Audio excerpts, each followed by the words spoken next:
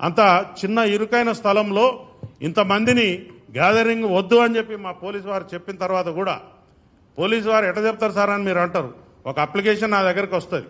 ఆ అప్లికేషన్ మీద నేను ఎటువంటి రెస్పాన్స్ ఇవ్వకపోతే దాని మీద మీరు మాకు పర్మిషన్ వచ్చిందా లేదా అని కాగితం మీద రాపించుకుని తీసుకుపోవాల్సినటువంటి బాధ్యత ఎవరైతే నిర్వాహకుడు ఉంటాడో అతనికి ఉంటుంది. సింపుల్ విషయాలు. మనం ఒకళ్ళ ఇంటికి పోతాం, తలుపు కొడతాం, తలుపు తీయలేదని చెప్పి చక్కగా ఇంట్లో పోయి కూర్చుంటామా? నేను తలుపు కొట్టిన సార్ చాలాసేపు అడిగినా అని. నీకు ఒక బాధ్యత ఉంది, రెస్పాన్సిబుల్. అది పబ్లిక్ ప్లేస్. నువ్వు బాధ్యత ఉన్నప్పుడు ఆ రెస్పాన్సిబిలిటీని భుజం మీద తీసుకోవాలి.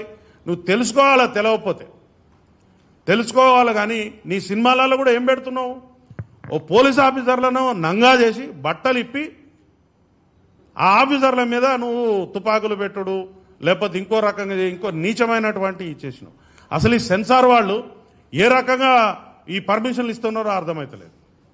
ఒక బాధ్యత కలిగినటువంటి ఒక పదవులు ఉన్నటువంటి ఒక పోలీస్ ఆఫీసర్ క్యారెక్టర్ నువ్వు తీసుకుని ఆయన బట్టలు చింపేసి రాత్రిపూటను బట్టలు చింపి పోలీస్ స్టేషన్కి వదిలిపెడితే ఆ పోలీస్ స్టేషన్లో ఉన్న కుక్క కూడా ఆయనను గుర్తుపట్టదు. అట్లాంటి పరిస్థితులు నువ్వు సినిమాలు తీసే పద్ధతి అదే?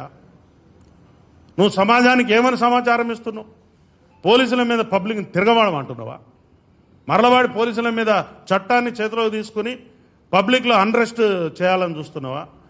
స్టేట్ అనేది ఏంటిది? రాజ్యం అనేది, రాజ్యంలో ఒక పద్ధతి ఉంటుంది, దానికి ఒక రాజ్యాంగం ఉంటుంది, చట్టాలు ఉంటాయి.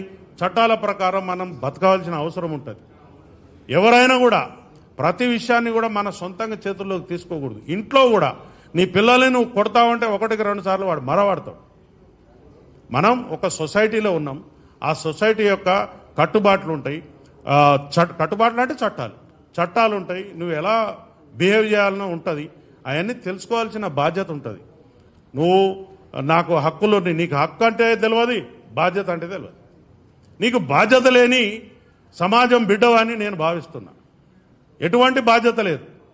130 మంది 1,30,000 కుటుంబాలు ఉన్నటువంటి పోలీస్ డిపార్ట్మెంట్ ఈ సమాజాన్ని ఆర్డర్లో పెట్టడం కోసం అనునిత్యం ప్రతిరోజు ప్రతి క్షణం పనిచేస్తూ ఉన్నది. నీలాంటి వీరులు శూరులు చాలామంది వచ్చిర్రు, కాలగర్భంలో కలిసిపోయారు. నువ్వేదో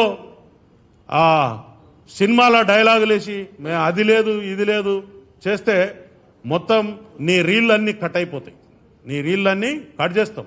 ఒక్క పోలీసు కూడా నీ దగ్గర రావద్దని మేము చేసినామనుకో ఎట్లుంటుంది? రేపు నువ్వు పబ్లిక్లో తిరగలుగుతావా?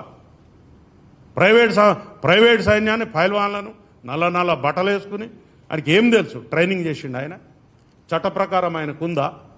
చట్ట ప్రకారం ఆయనకు తుపాకులు పట్టుకుని నీ వెనకాల పబ్లిక్ని దొమ్మిలకు ఉసిగొల్పే అధికారం ఉందా మీకు? లేదు. చక్కగా సన్నాయి నొక్కులు నొక్కుతా ఉన్నారు అక్కడ వచ్చి మీరు. అసలు రెస్పాన్సిబిలిటీ లేదు నీకు, పబ్లిక్ రెస్పాన్సిబిలిటీ లేదు. వచ్చినావు ఈ జూబ్లీ హిల్స్ లాంటి తెలంగాణ గడ్డకు హృదయం లాంటి జూబ్లీ హిల్స్లో రూపాయలు ఖర్చు పెట్టకుండా భూములు జాగలు వచ్చినాయి మీకు. అవి పబ్లిక్ పైసలు, ప్రజల యొక్క సొమ్ము. నువ్వు ఒక ఇండస్ట్రీని డెవలప్ చేస్తావని చెప్పి మీకోసం మా త్యాగాల మీద మేము ఇచ్చిన సొమ్ము అది తీసుకున్నారు. ఎంజాయ్ చేయండి, కట్టుకున్నారు, లీజ్ అయిన దాకా ఉండండి. కానీ మీరు అక్కడ ఎటువంటి దుర్మార్గాలు చేస్తున్నారు అంటే అడిగేటోడు లేడని, క్వశ్చన్ చేసేటోడు లేడని మీ ఇష్టం వచ్చినట్టు నాటకాలు చేసుకుంటూ పోతే సమాజం ఊరుకోదు. ముఖ్యంగా ఎవడో ఒకడికి కడుపు మండుతుంది, దానికి తీవ్రంగా మీరు భారీ మూల్యం చెల్లించవలసి ఉంటుంది.